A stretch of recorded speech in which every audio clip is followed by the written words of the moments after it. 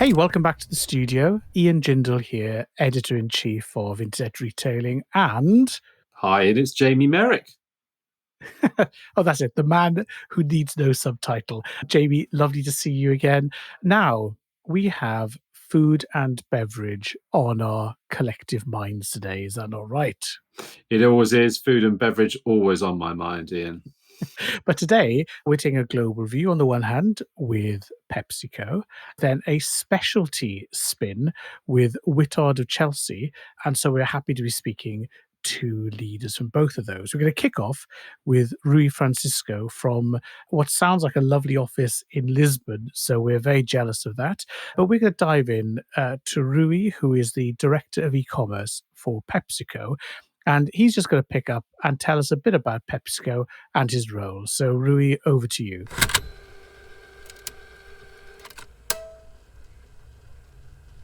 So PepsiCo is a global consumer goods company that has presence in more than 200 countries. And in addition to our flagship cola beverage, Pepsi, right?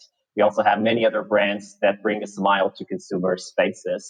These brands are also within the beverage category, like Pepsi. So we have brands like 7-Up in markets across Europe and other parts of the world. We have brands like Mountain Dew and Tropicana.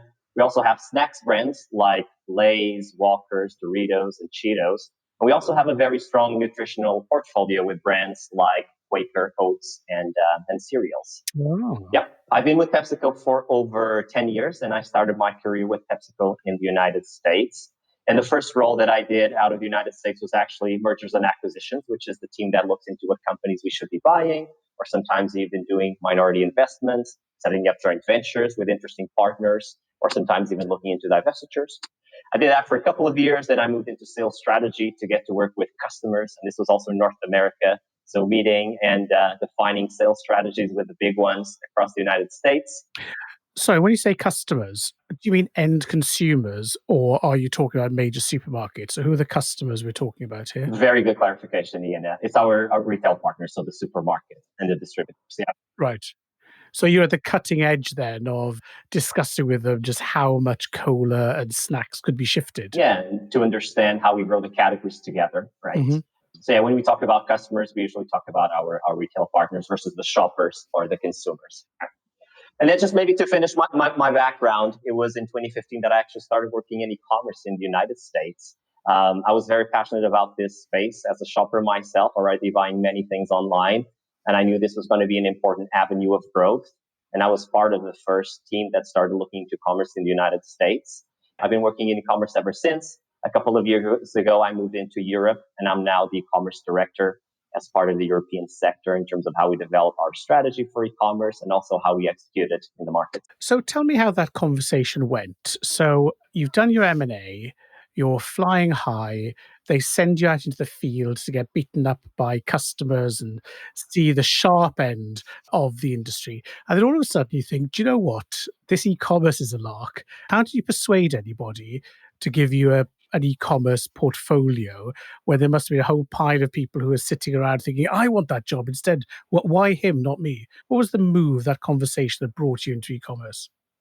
Well, I think it was a couple of things. The first thing, as I mentioned, was definitely the degree of passion, because even when I was doing that sales strategy role in the field, as you were saying, I was already kind of like saying, hey, commerce is important. We need to make sure that our consumers can find our products online.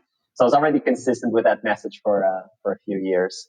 And then I think the other piece is, as we started looking into the retailers and the talent profile that they have on the other side in terms of how they grow the categories and how they grow their own businesses, many of those people have very similar background to mine, having come from consulting, people with MBAs.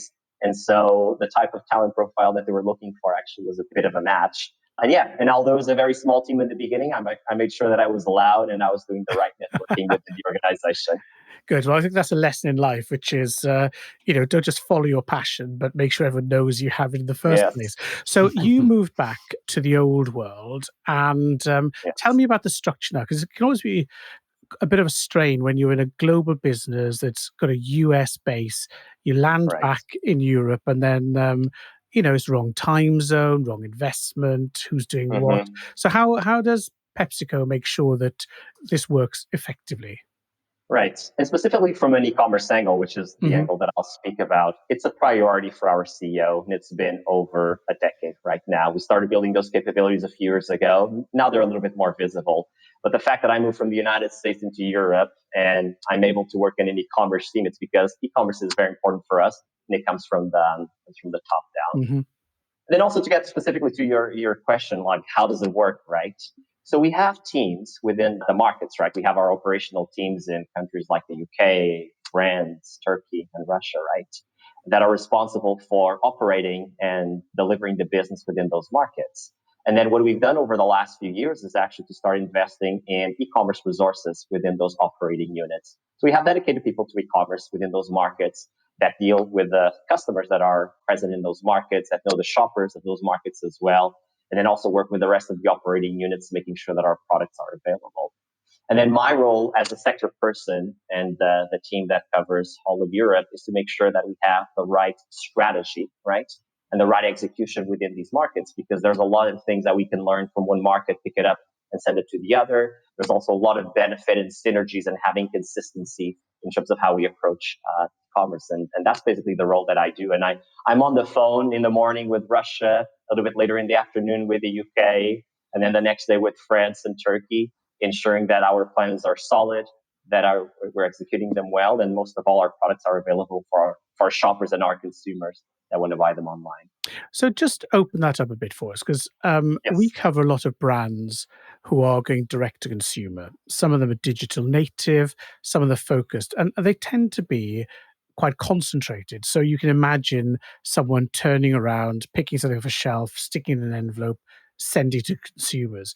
Whereas because you've got such a developed, extensive network of wholesale through the retail chain already, then that is well established, highly optimized, very well controlled.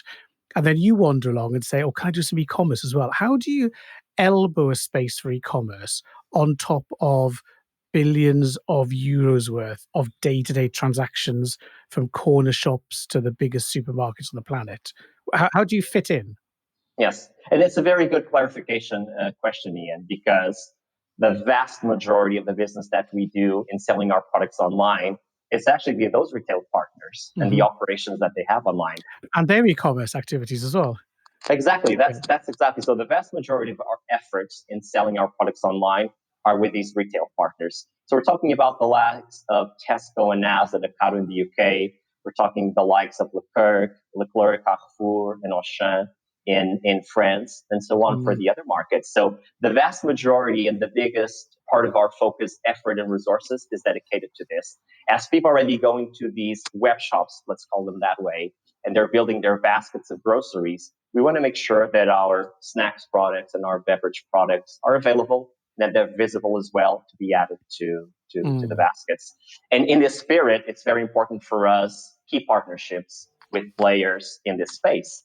One of the few things that I can share with you, we're leaning in behind some of the biggest players online. We have strategic partnerships with customers like Ocado in the United Kingdom and Tesco, which has actually granted us number one spot in e-commerce for the Advantage Group survey, which was definitely good recognition that we got last year in 2019. But then if we get into other markets like Netherlands with Picnic, we have a strategic partnership with them as well. If we get into Turkey, we're rapid delivery. So basically getting your products delivered to you in under 10 minutes, it's growing so fast. It's one of the key developments that we see there. And we have partnerships with players like Getir in that market as well. So it's where we put most of our focus. Just like we sell offline via these partners, online, we also do it that way. Interesting. And of course, well, I think what's fun as e-commerce matures, we already talk about multi-channel, but this is another dimension as well, which is working with data, with feeds, with category management, with their promotional priorities and their regionality. So really a kind of a partnering approach that is sustainable, but also, doesn't reinvent the wheel, I suppose. There's a lot of parallels from how we work with these customers all offline, right? In terms of how we develop the category, how we leverage insights, and how we build capabilities. Yeah. That online, we want to make sure that we work with them in the same way to find good growth opportunities. And most of all, serve our shoppers and our consumers the best way that we can. Great. Well, look, we've had COVID, of course, in the last few months. And, one of the more humorous characterizations is how everyone's lying on their sofa eating Doritos and, wanting to order their Pepsi via apps and so on. But how have you seen online grocery shopping change over this period? And I think you've been doing some research on this, have you not? Yes, absolutely. If we talk about who was the online grocery shopper before COVID, usually let's call it like the stereotypical demographics that we would describe would be a young family with young kids that lives in an urban area and that is usually, in the higher income brackets, right? And they usually, Mhm. buy groceries online just because of convenience and practicality. With COVID, we saw many more people coming into the online channel to buy their groceries. And of course, there was increased frequency of these shoppers that we, were seeing before in this online channel. But then we also saw new shoppers coming in. We saw people that are older, like above 65 years old. We also Mm. saw people outside of urban areas starting to buy their groceries online, and also people that are less affluent. And we always need to get back to the motivations, right, behind the shopper and behind the consumer. And so if, for instance, we take like the elder demographics, as people are staying at home, for social distancing and, saving, for precautions, they saw online grocery shopping as actually an enabler to still get their food and their stuff delivered home. And so Yeah. that's basically what we saw behind it. And are you seeing this as a permanent shift, or was it a tactical response? So has this been the leg up that takes us to the next level of online penetration, or was it just, an animal reflex? Right. It was one of the questions that we started to ask ourselves from the beginning. And so we put some of our resources against shopper surveys and understanding the shopper a little bit better. And what we saw is that a little bit over 50% of these shoppers that now started buying online groceries this year, they're saying that getting into 2021, they will keep doing some of their online groceries as well next year. So we think there's a bit of a shift that is a little bit more sustained, that has come and will stick for a little bit longer for sure. Just out of interest, Rui, so it's Jamie here. Hey, Jamie. You talked about the way in which you work with your partners and that you effectively work through them, as it were, to get to consumers and shoppers, as you describe. I suspect some stuff's happened during COVID times, but also even before COVID times, you had to kind of support your partners in the way in which would do the best job for you, as it were. Have they changed much? Are you having to really sort of change the way in which you operate to get your partnerships to operate effectively for you? Well, we always need to evolve, right, and adapt to new realities. So, yes, I think all of us need to adapt and build the capabilities to serve the shoppers of the future. Maybe more from an immediate perspective, let me give you a few examples. With a sudden influx of new shoppers wanting to go and do their grocery shopping online, the capacity was severely constrained by our retailers, right? There was like a sudden spike, and they had to manage that overflow. And so one of our first priorities as a CPG supplier was really to ensure that we had availability of our products, right? So really getting good data in terms of what's getting out, what's out of stock, and then also working with our supply chain with some creative solutions to make sure that we could have our products available. Just to give you a few examples, in Russia, we started doing night deliveries when the warehouses were a little bit more quiet, right? Versus kind of like, the peak of the afternoon or the morning. And then in other markets like Germany, instead of just fulfilling the regular warehouses that we had been fulfilling for the past year, we started working with our retail partners to understand which warehouses had less capacity, were a little bit more free for us to deliver to them. And so Mm. just getting that agile way of working was very important, from an immediate perspective. But now, Jamie, as we look into the future, there's more capabilities that we're working on developing together to make sure that we're successful as we get into personalization, for instance. So instead of serving the same ad for every shopper, how do we ensure that we understand the journey that the shopper is in, what they're looking for to ensure that they see the right products is one of those areas where we're starting to build some of our capabilities. Okay, now, one of the evolutions obviously is direct to consumer. So, of Yes. course, I know you are so happy with all of your retail partners that there could be no reason to look elsewhere. However, D2C Yes. is growing, and it's a combination of improved capabilities at your end, but also increased expectations in a Deliveroo, Uber, Just Eat kind of world where people expect you to just get things off the back of a bike. So, how are you approaching D2C in Europe? All in, not in, trials? What's your approach to that? So as we're looking to D2C, we got to make sure that there's a specific objective behind it, right? And not doing it just for the sake of doing it. And we see it as one of many options. It could be to build capabilities, a little bit of muscle inside. It could also be to generate insights and to just get data to help us maybe develop a few new products that we can test and learn for a few months on our own. And then once we lock down what's the best proposition, then we can actually launch with our retail partners. It could also be from a brand building perspective, just to make sure that we have presence of brand, that we also engage with consumers with novelty items or things that they cannot find in the regular stores. And then if those things work, we're always leaning behind our retail partners to make sure that we bring those learnings, those innovations back to our business with them. Let me give you a few examples of things that we've actually done here. One of them has been with our kombucha brand, so this fermented probiotic drink that we have. And in Spain... Can I just say that both of our listeners to this podcast are fully familiar with kombucha, being, global urban professionals. Exactly. Perfect. So just a little bit of promotion then on the podcast then. But our consumers in Spain that were used to seeing this product in cafes and restaurants, with the close downs that happened in March, April, they didn't have an outlet or outlets available for buying them. So we set up a direct-to-consumer website where we listed all of our products with all of the flavors, even a few more advanced kits for engaging with a brand. And then what we've seen is that people started engaging, buying, trying out new flavors. And now then, since restaurants open, they're more familiar with the brand, they're more familiar with the flavors. So it serves, a little bit of dual purpose there. Mm. The other example that I want to talk about is this direct-to-consumer proposition that we started doing in the Netherlands called Unwasted. And what is Unwasted? Unwasted is a surprise box that you buy on this direct-to-consumer website that has products that have lower shelf life versus what you would normally find in your regular retail store. Has enough shelf life, it's safe to consume, but it just doesn't have the time anymore to go through the normal distribution routes. Okay. So we make them available online in this proposition as a surprise box, because it depends on what's kind of like, with low shelf life every week. And so since we launched it, we've actually been able to sell over 10,000 boxes and save over 130,000 products from being destroyed. And so it serves one of our key pillars of our strategy, which is sustainability. And so it's something that we're starting to build up a little bit more, expand with more brands, and that we look forward again just to test and learn and see how we can scale it to other markets if it has legs to run.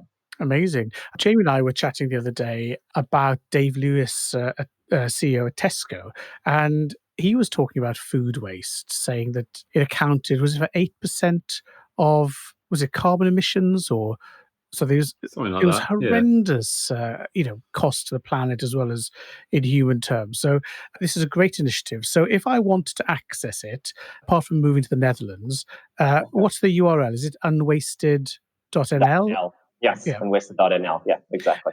Now, fantastic idea. However, after you had the idea, you then look around the office and there are a whole pile of MBAs high-fiving each other. But how do you actually make it work? So who did you ring to collate the boxes, deliver the boxes, et cetera, et cetera? How do you go from a sort of Pepsi level idea to consumer level delivery? What was the journey between the idea and boxes landing on my, Kaisersgracht pied à terre? Yes, very good question. So basically, the first thing that I want to talk about is actually the talent, right? And so if we look at the talent that we're bringing into the e-commerce organization, it's actually a blend of people that know consumer goods and know Pepsico very well, but also we're bringing talent from the outside, people that have worked in other e-commerce platforms, people that work in agencies, people that have actually worked in logistics as well. So just starting with that blend of talent is very important for us to ensure that we develop the right initiatives and we ensure that our plans and everything that we execute is consumer centric and also geared towards the next generation of consumers as well. So it's just not MBAs in a room, it's a more different and more varied type of talent profile. But then specifically for this product and proposition in the Netherlands, we actually had a bit of a playful competition called Dragon's Den, where different teams presented different options. Then it was voted, it went to leadership, it had different types of presentations to be shared out with the relevant stakeholders.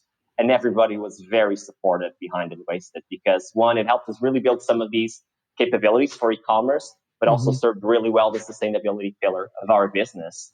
And then from the idea just getting approved and getting, the go, we got it together, a team of internal experts. We also partnered with a few outside experts, especially on the logistics side, in terms of just making sure that we could put everything together.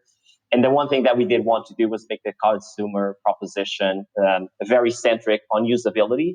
And for instance, like the website was designed to be mobile first versus desktop. So different angles that maybe wouldn't come up in a traditional team, but this type of agile working and this different type of talent profile that we brought in really helped us hone in on the right proposition. Great. Well, look, we'll have your LinkedIn profile in the program notes. So if you get people contacting you saying, sounds like a great place to work, we'll understand why. So, Rui, sounds like you're having too much fun in a way. So what's next on your agenda? So we're just starting the journey right now of e-commerce, right? Although we've been investing on it for the past few years, there's still a lot for us to do. And first of all, we want to make sure that we're very consumer-centric in the products that we develop. And especially, we see ourselves as a little bit of a window into the future shopper. We want to make sure that we bring innovation capabilities into Pepsico and start to develop new products that we first start with them online and then we can bring them to other retail partners. Let me give you just a few examples. Over the last year, we've done UEFA Champions League boxes to sell online. We've done partnerships with Call of Duty, with Doritos on the gaming angle as well. We started getting into new spaces like gifting.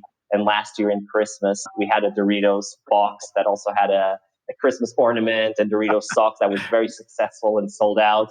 And there's a new one coming. There's a new surprise coming soon this year as well. So we want to keep being in a window into the future, into the shopper and bringing in innovation, right? So that's a key piece for us. Then second, continue strengthening the partnerships that we have with our retail partners across Europe to develop new ways of serving our products. I already talked about personalization at scale as one of the initiatives within the marketing angle, but also in the future, getting more into the operational capabilities as well. So we see our agenda very linked with the retailer's agenda as well. And then lastly, it's all about the talent and the people, right? I talked a little bit about the talent profile when I was speaking about Wasted. We want to make sure that we keep developing the right profile in terms of talent, bringing in the skills into the organization. That'll be important for us to keep succeeding in the future. So still a lot of work for us to do. And the whole organization, the whole leadership is very excited about that.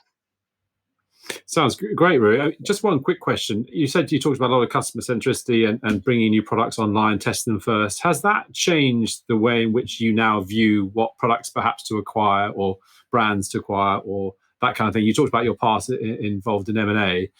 It's interesting to see whether that has really changed the profile of the type of brand you go for, or is a snack or a drink, are they still good snacks or drinks, whatever happens? Yeah. So I haven't worked in M&A for a while, so I'm not able to speak to that. But Pepsico will always be consumer-centric in terms of any decision that we make, right? Either from an M&A perspective or from a retail perspective or innovation perspective. Hey, Rui, thank you so much for joining us. Thank you. And we definitely love to catch up with you again next year and see how the continued growth in direct-to-consumer and sustainability is going. But for now, just a big thank you for joining us. No, thanks for having me, and thanks for the invitation for next year. I'll be here for sure, so we can catch up again. Very interesting chat there, Ian. I thought not one that we've really covered before. You know, a company like Pepsi, we've done a lot of retailers, but sort of moving into the food and beverage world, which was very interesting in itself. And also the fact that their e-commerce team is clearly an area of growth for them, and that they are expanding it. And which was, I don't know if that was a surprise to me, but it was certainly, very interesting to hear. Yes, I'd agree. And I think it's very much a sign of our age, which is brands going direct to consumer and seeing the importance of that D2C channel. So we've seen that before, but also these very sophisticated global businesses that have optimized, their wholesale and partnership channels, now looking at how they get their hands dirty on day-to-day e-commerce as well. So I think there's so much more to come from this story. And I noted that Rui said he wants to come back, so we'll definitely pick up with that on that offer and see him again in 2021, which is moments away now. So with thanks to Rui, let's turn our mind slightly more special and onto specialist tea and coffee.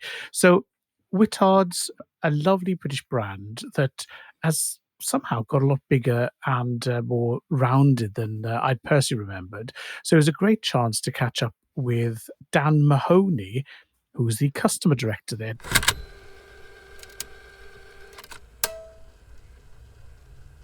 So hi, good to be here.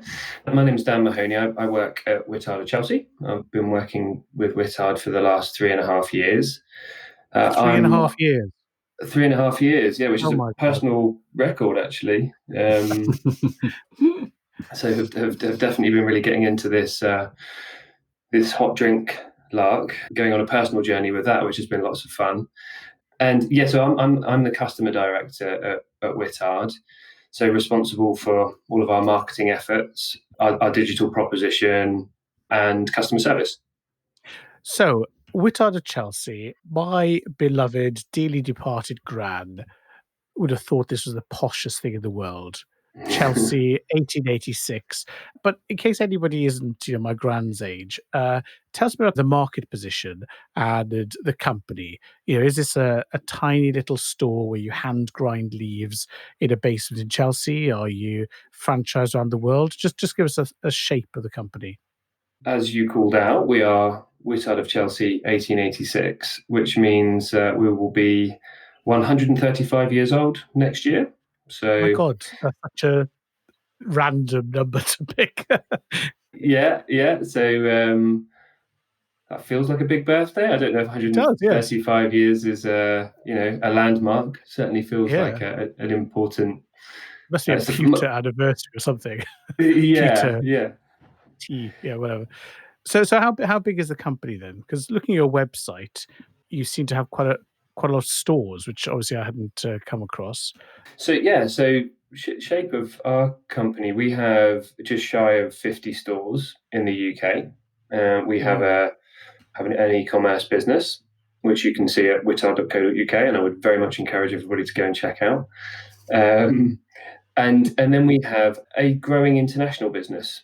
So we've seen in the last few years, quite fast growth in China, which has been really exciting. So we opened up a store on Tmall in 2016. Really, I guess the customer insight or validation for doing that was the response that we were seeing from Chinese consumers in our stores in the UK. So Whittard is very popular, or had been very popular with Chinese consumers visiting the UK, and that was sort of validation enough to start seeing whether we would see a positive response for having a local proposition in China, and that's been really interesting. And we have in terms of consumer, there's a few different. It's a bit of a cube in terms of where the brand is interesting to different people. We have a very loyal customer base. Many of our customers that have been with us for a long time who love our classic English breakfast tea. Some of our most loyal customers are coffee customers. So we have especially a Guatemala Elephant is our sort of our best-selling coffee line, and we have a lot of consumers who come back again and again for that particular unique coffee. Guatemalan Elephant coffee. Yes, which is especially big beans, which is part of the charm of that. It hasn't been through an elephant. It's not like civet coffee. Not to my knowledge, no. Recycled coffee. Yeah, exactly. I'm sure that's a thing somewhere for someone. So we have this sort of, in our home market, a long-standing brand loyalty from a very sort of passionate core consumer group, and we part of my objective is to sort of ensure that the brand is attractive and approachable for younger customers as well. And actually, if you look at the demographic profile of our business, it's very equally split, so that the brand is attractive to customers of all ages in the home market. We've also seen, especially in our physical stores in the UK over the last few years, we've seen a great response from international visitors, so from travellers and from tourism, which is helping us shape our international expansion for the brand. And then I guess the sort of the other element of the business, which is very integrated in what we do, is gifting. So, Whittard is very much seen as a place where customers will self-gift or buy for others. So that's I'd say the sort of three key moving parts is sort of loyal customers who come back for products that they believe and trust in, some to go on a journey and to explore new flavors, international customers who believe that the Brits do it best in terms of heritage tea, and then the sort of the gifting of solutions that we have. Yeah, and a big thing for us actually as a brand about in terms of proposition that's been very important over the last few years is when I'm actually from Portsmouth, where we do have a store now. We have a store in Gunwharf, and we had previously had a store in Gunwharf, but there was a break in between where we didn't have a store for a few years. And so when I first took the role, the two things that people would say to me were, "Oh wow, I didn't know they were still around." Right. Yeah. And yes, I've got some plates or some bowls in my cupboard from Whittard. I love them, and I've had them for years. And that was a big part of how the business had grown sort of in times gone by, was sort of in the ceramics space. And so now we, as a brand, are very focused on selling the finest tea, coffee, and hot chocolate. We want to be a drinks business, and we want to have this quite unique multi-category proposition for our customers. Interesting. And so when people go, "Oh, I didn't know you're still around," that indicates, both recognition of the brand, but also a lack of connection. So given that you have a customer role rather than an e-com role, how have you gone about reminding people that you're still around, those who aren't maybe within the obvious footprint of passing a store? Yeah, so even more accentuated this year, as I'm sure it has been for many brands. But we've been trying to become more digitally native and as a brand, so that we can. So we have our store footprint has changed over time. If you go back 10 years or so, Whittard had nearly 3 times the amount of physical coverage in the UK.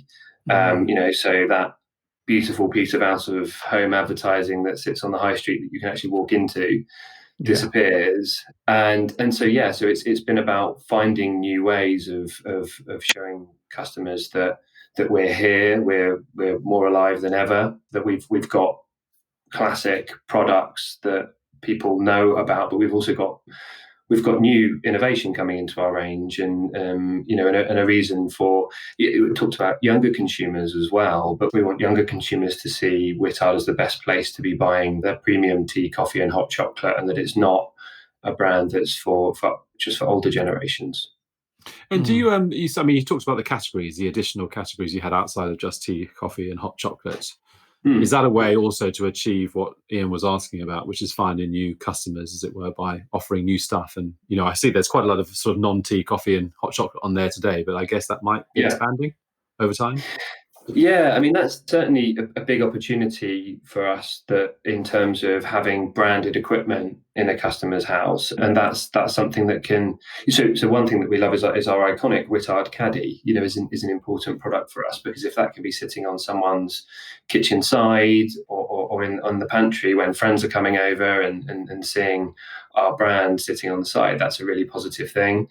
Also, the concept of a caddy being empty tells you need to fill it up. So you have that whole sort of retention cycle or reminder that you need to buy. And I think that some of the bits that we've been trying to become slicker and slicker at is, if you're as organised as me when it comes to, say, drinking coffee, then you need coffee when the last beans go in the hopper. So it's like, oh crikey, I need that. I need it now, especially over the last few months. So it is then how we can remove the barriers to enabling a customer to have product quickly and effectively, however they want to get it. So we've been doing a lot of work on that as well. So coffee drinking is both going mad and highly innovative. So on the one hand, we have people like Pret who have their 20 quid a month, nearly all you can drink, up to 5 a day, but not more frequently than every half hour, blah, blah, blah, thing. which seems to be going great guns. You then got the gifting end, which you've mentioned. You got the Fortnums, who we interviewed a while ago, gifting, self-gifting, etc. And there's also a revival in people, taking their coffee more seriously, grinding at home. I see with the Vilfa burr grinders on your site. So there's so much going on, but the fundamental point is that you can't actually drink, taste, smell coffee in the digital domain. So again, it's back to this idea of, how do you develop that authority so that people are coming to you and then maintain a conversation with them, in between the grinder being full and empty? What is that customer communication like? One of the elements of our business that we were really excited about, the success that we'd been having, was, through till the beginning of this year, was around the kind of sort of apothecary type experience that you can get in our stores. I think we really believe that was the reason why we were seeing increasing traction and positive response from customers, is that you can come in, you can smell, you can taste. So there was a lot of tasting available across different categories, coffee included. And then you have knowledge as well. So my first experience when joining Whittard was one that I would imagine lots of first-time customers would have with us. Was like, wow, this is really interesting, and they've got lots of amazing product, but crikey, it's intimidating, and I don't know where to start. And that continues to be one of our biggest opportunities, is how we can be the approachable authority across our three categories and make it accessible to people. So coffee's been really interesting through lockdown as well. And I think, talked a little bit about our cube of where our customers come from, or how they think about Whittard. But we would never really have talked about Pret and Starbucks as brands where we might win business from, or win customer journeys from, more specifically. And of course, that is now an opportunity, as people are now not spending £10 a day in Pret or Starbucks, popping in and out, getting their coffees. They're at home. So that's become an opportunity for us to, again, show people that we're here and that we have a really interesting offer, but also actually helping people make that transition from, what is the equipment that I need to drink coffee? And if you talk about notes of lemon, does that mean that this coffee actually tastes of lemon? Because I don't like lemon. So it's making some of this information easy to digest for people, and that's a big focus of a lot of our content. We're starting to amp up the amount of video content that we're building as a brand, that we're trying to do in our way, which is approachable and accessible and informative. And we don't want to be a beard stroking trendy coffee roastery. We want to be a brand where I don't have a beard. There's a main reason, but we want to be a brand where people can actually figure out how to break into this thing that is loose coffee, and then come on a journey and just have sort of consistent, great product. So we have a number of limited editions, for example, in the coffee space that flow in and out of the business. And we've done a lot of work around how different equipment can give you very, very different experience of drinking coffee as well. Yeah.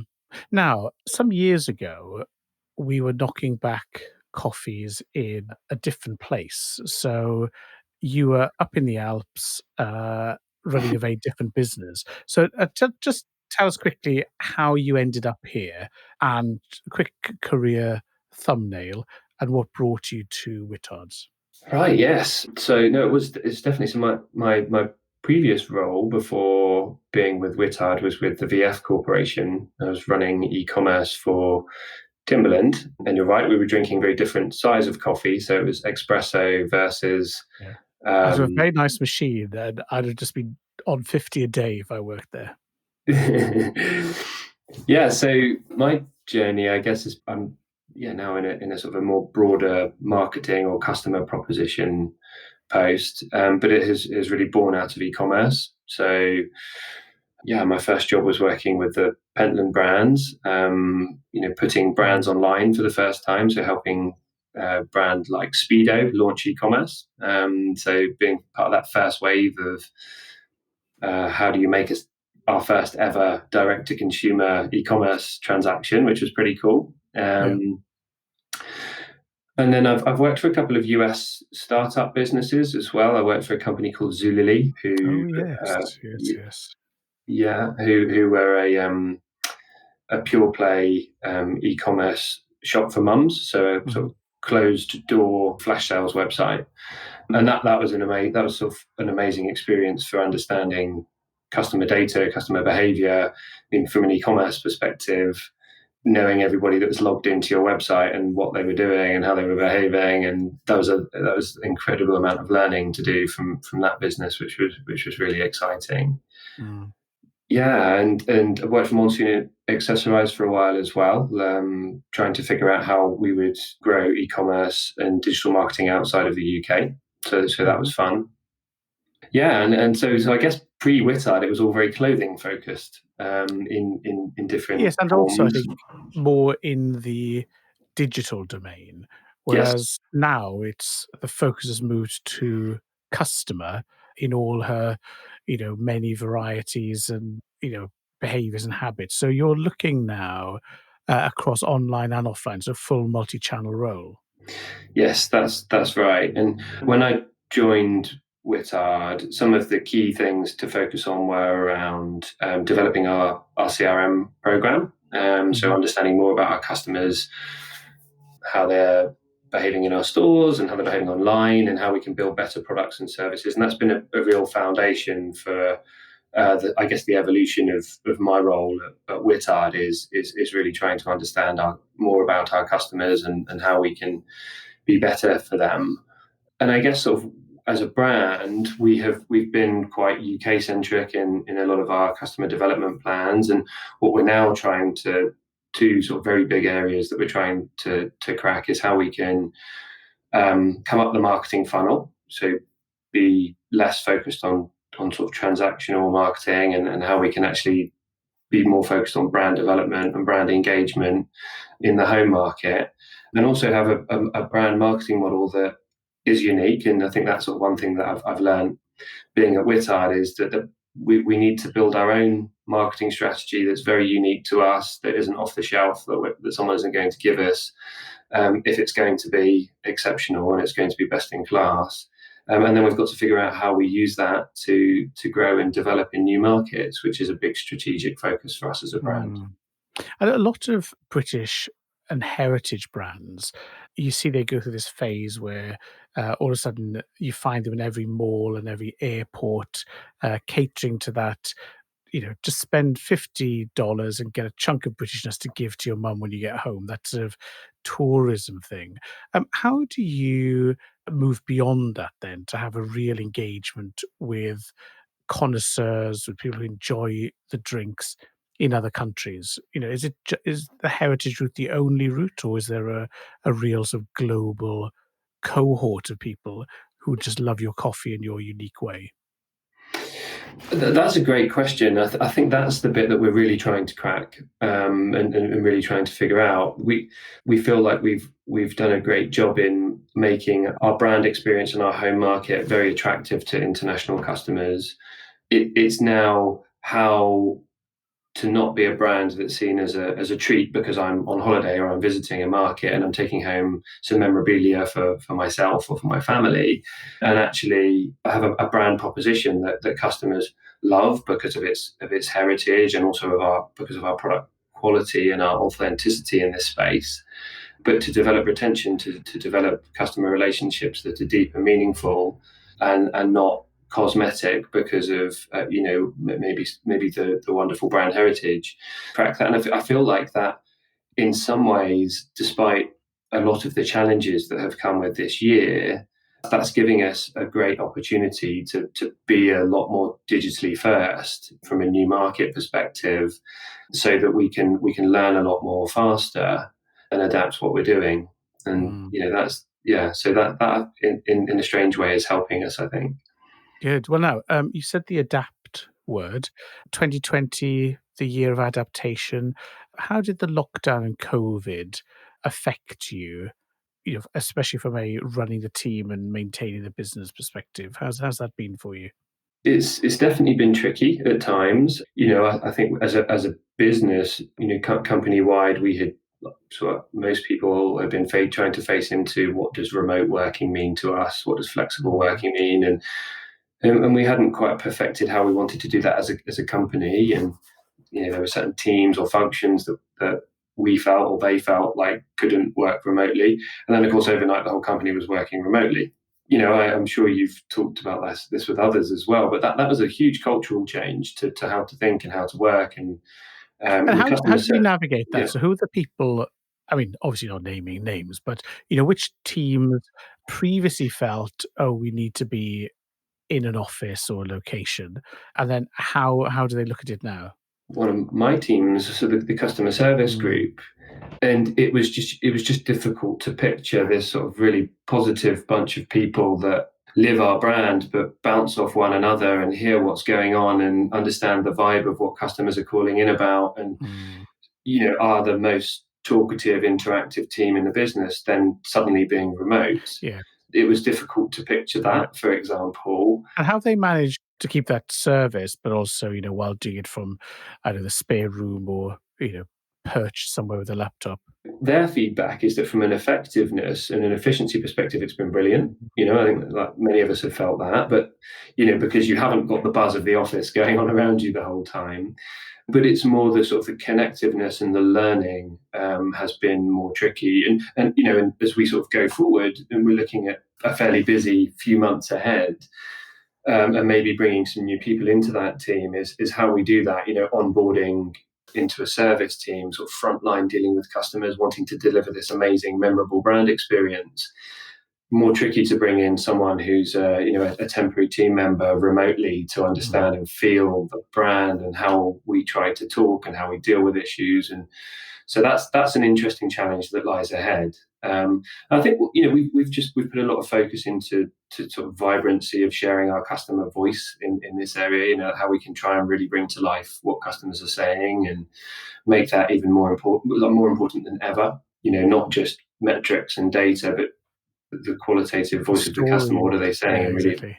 yeah, the stories exactly. And it's kind of easy to sometimes not be bringing that to life. And actually, in our weekly trade meetings, we've made a big effort recently. We have a voice of a customer report that we make sure is one of the most important discussions in that Mm, weekly session, so that we're really understanding what are our customers struggling yeah, with. We get lots of wonderful feedback.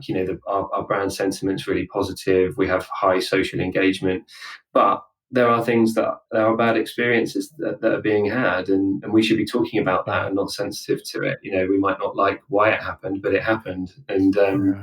we should all be aware of it, and try and do something about it. That's been really good. That's helping us think Mhm. differently. And so how's the exit from first lockdown looking? I'm hesitant to uh, say we're out of it because obviously, as we look around, there are local lockdowns, there's uncertainty. So, we're looking at the period formerly known as peak. You've got 50 stores, which I can see you're, starting to open, etc. What does the next couple of months look like to you? What's the trajectory that you're planning? Planning trajectories is pretty tricky, Yeah, definitely. as much as I said that, that's kind of a silly thing way of putting it. How's the next couple of months looking, put it that way? I guess what we're trying to plan for, especially we're trying to plan for having good numbers of customers coming to our stores. If you would go to a Whittard store in December for the last few years, it was absolutely charming and wonderful, but elbow to elbow, that's part of the Yeah. fun, is people leaning over one another, grabbing drinks, tasting. And that's not going to happen. Unlikely there's going to be that amount of consumers on the high street, of course, but also that can't happen in our stores. We're going to have to change our customer experience that's safe and comfortable for customers, where you don't get that hustle and bustle. Despite it being so charming, that of course is not what Mm. anybody wants at the moment, and it's not something that we can have happening in our stores. So there's a lot of work going on that. And then I think on the digital side, it's planning for it being really crazy, and there's a lot of operational readiness to that. From everything from our site experience and inventory availability, and of fulfillment and carriage is going to be really interesting, and we need to be ready for that. And I think probably the challenge is there's all that going on. So at this time of year, you'd be kind of saying, right, guys, park the projects, let's focus on delivering the rest of the year. Still a huge part of our business is gifting and Q4 orientated, but we're also looking into next year and thinking the future of our business has to be, or the short to mid-term has to be digital. We need more capabilities. We need to have better, more localized, more customer-friendly customer propositions in some of our key markets.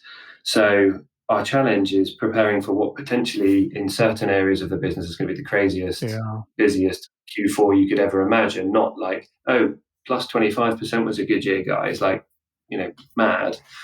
As well as knowing that we need to be building better capabilities to sort of sustain our midterm future. So there's a lot to do, and it's figuring out how to get people working on the right things in the right places so that we can make the most of a very tricky year for everybody, but also not hit January and think, right, where are we? What are we doing? What next? So you need to keep your head down, but also keep it up.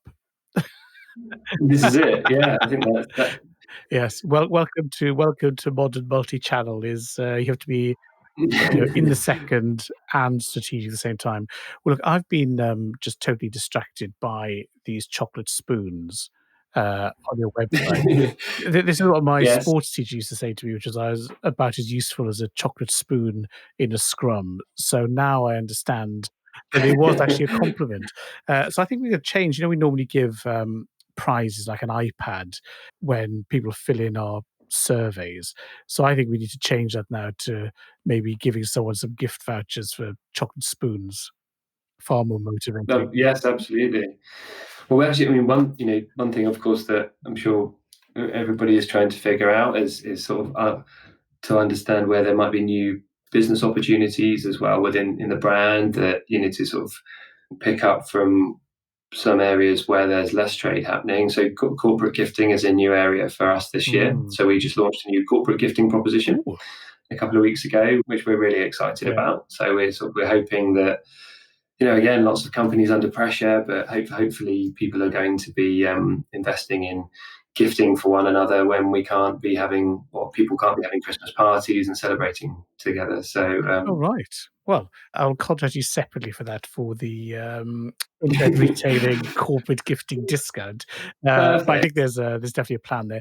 So everyone listening can wait in anticipation for your delivery to come through. Yeah. Luckily, since we only have 2 listeners, it's not going to break the bank to send it through to each of them. So that's great. And thanks for joining us. I think we definitely need to catch up again in the spring to see how the post-peak planning went. Lots of P's there, but really interesting. And every best wish for a busy and successful couple of months trading. My pleasure. Thank you very much. Great to talk to you. And we'd be happy to catch up again. Good. Look forward to that. So what struck me from that conversation was that he's clearly got a bit of a passion for tea and coffee. I don't know whether he always had it or whether he's sort of picked it up as being part of his job, as it were. But I think that goes to show is that it is more helpful when you do at least have some kind of interest in what you're selling and what you're doing and all that sort of stuff. And Dan certainly felt like he had that. Yeah, I think it's great. But also I think it shows how you can't just sit in the office and be a technocrat. In this customer age, we all have to love and know our products. We all have to know and love our customer. And really, there's that shared passion that binds the retailer and the consumer together as much as the technology or the channels. So I think it's a very, very interesting development for him. And I think a takeaway for all of us about that. But, the main takeaway for me is chocolate on a stick. I'm just hedging there. I think it's solved our Christmas present conundrum there. Well, quite. I'll take it off a stick, on a stick. I'll take it any which way you want. Really. Now look, just as we're heading off, this is going to be our last podcast of the calendar year. What does Christmas in the Merrick household have in store for you? Oh, great question. Off, or all the way through? Plenty of time off, I hope, but I think it's going to be a bit quieter this year, but a little bit more slimmed down in terms of personnel. Yes, and But hope we slim down in terms of our physiques as well. yeah, So exactly. So we'll just leave you on that happy note, wishing everybody season's greetings, a very Merry Christmas, and hoping that in between the mania of e-commerce shopping, everyone will get a chance to have rest and relaxation.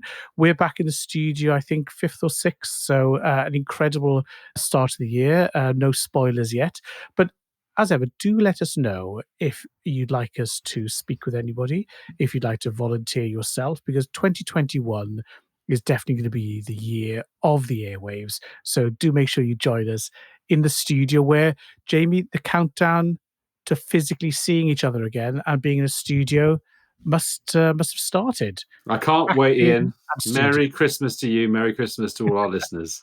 That's great. So we'll see you in 2021. And until then, happy trading.